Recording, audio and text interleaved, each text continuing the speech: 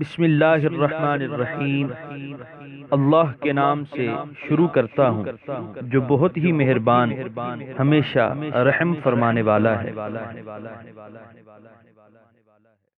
تعارف سورہ المائدہ۔ بسم اللہ الرحمن الرحیم۔ اس سورہ پاک کا نام المائدہ ہے اور یہ مدنی ہے کیونکہ ہجرت کے بعد جو صورتیں نازل ہوئیں، خواہ وہ مدینہ طیبہ میں نازل ہوئی ہوں یا مدینہ طیبہ سے باہر حالت سفر میں یا حج و عمرہ کے ایام میں، خاص مکہ مکرمہ میں، سب کو مدنی کہا جاتا ہے۔ اس کی 120 آیات اور 16 رکوع ہیں۔ اس کے حروف کی تعداد 12,464 ہے۔ اس سورت کی فقط ایک آیت الیوم اکملت لکم کے متعلق تو یقین سے کہا جا سکتا ہے کہ وہ حجۃ الوداع کے موقع پر میدان عرفات میں 9 ذی الحج 10 ہجری کو نازل ہوئی۔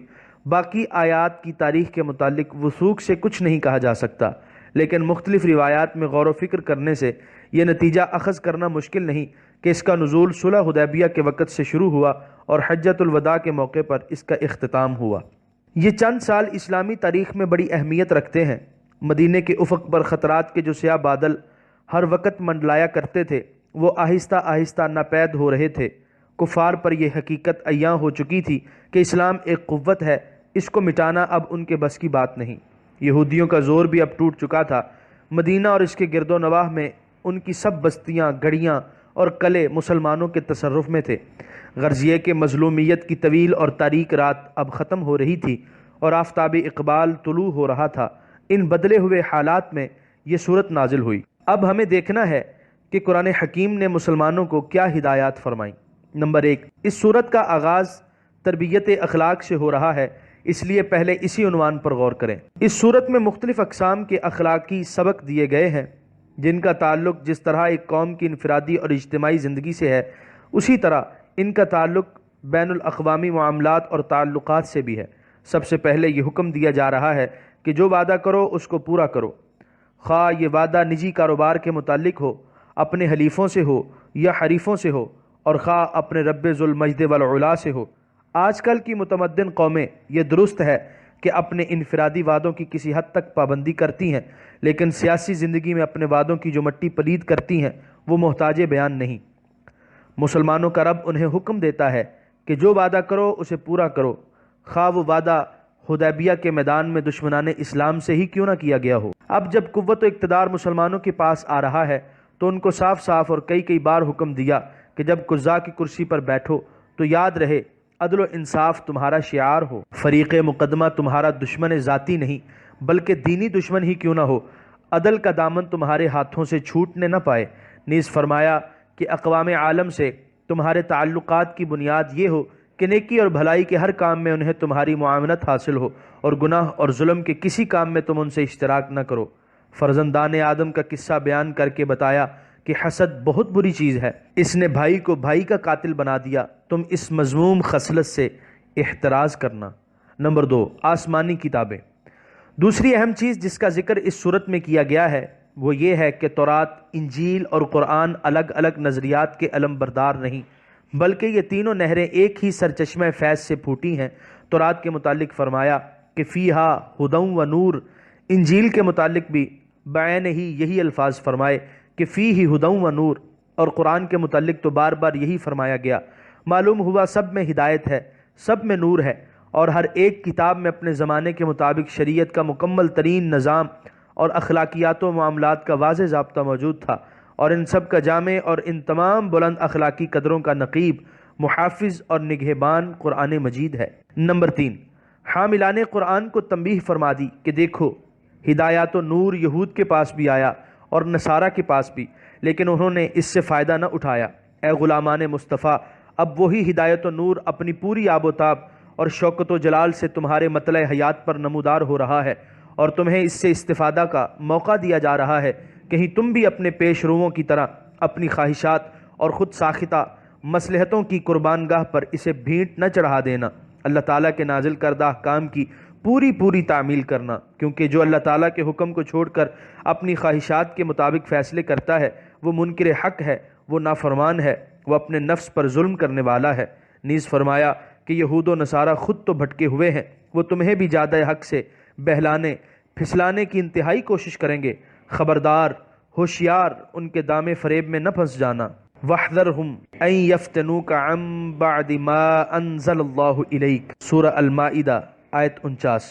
معلوم ہوتا ہے اہل حق کو حق سے برگشتہ کرنے کی جو کوشش اس وقت شروع ہوئی تھی وہ بدستور جاری ہے اور پہلے کی نسبت زیادہ تندی اور تیزی سے، اور اسی تحریک کے پیدا کردہ وہ وسوسے ہیں جن کی وجہ سے اسلامی مملکتوں کے سربراہ اسلامی قانون کو اپنانے سے ہراساں ہیں۔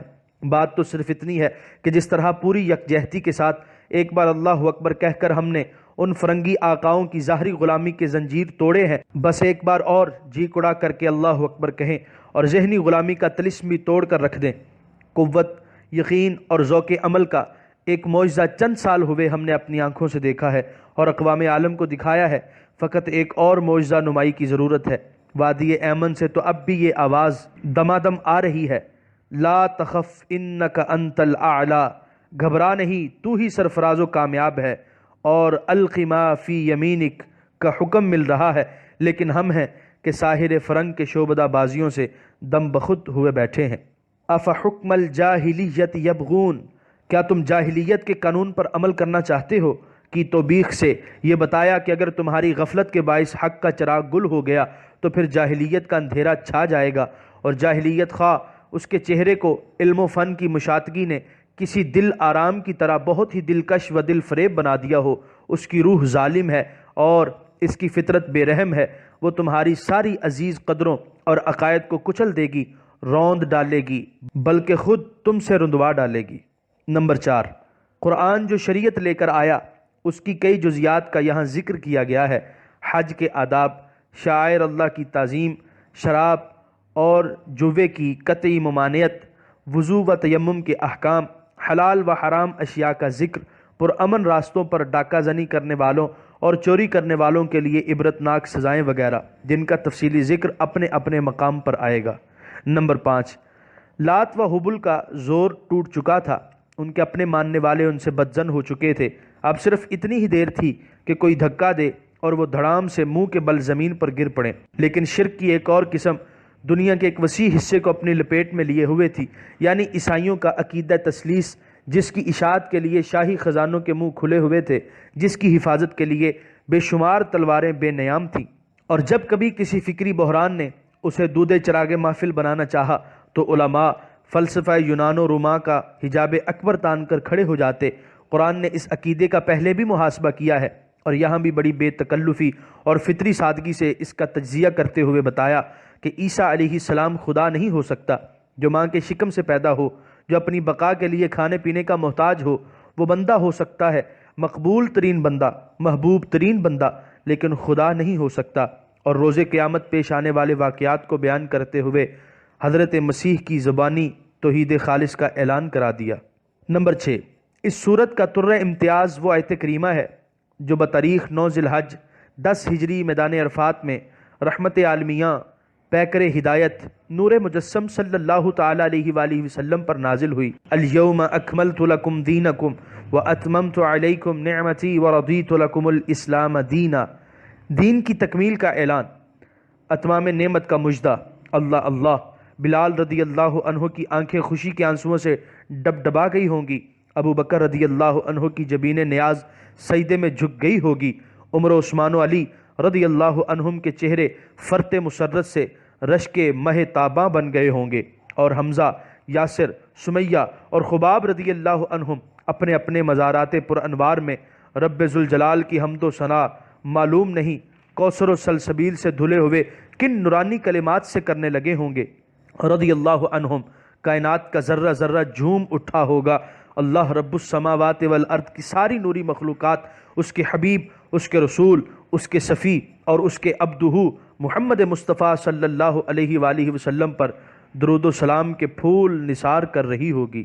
فاطر السماوات والارض انت ولیی فی الدنیا والآخرہ توفنی مسلما والحقنی بالصالحین بجاہ سیدی و مولائی حبیبی محمد الامین وآلہ الطیبین آمین آمین یا رب العالمین۔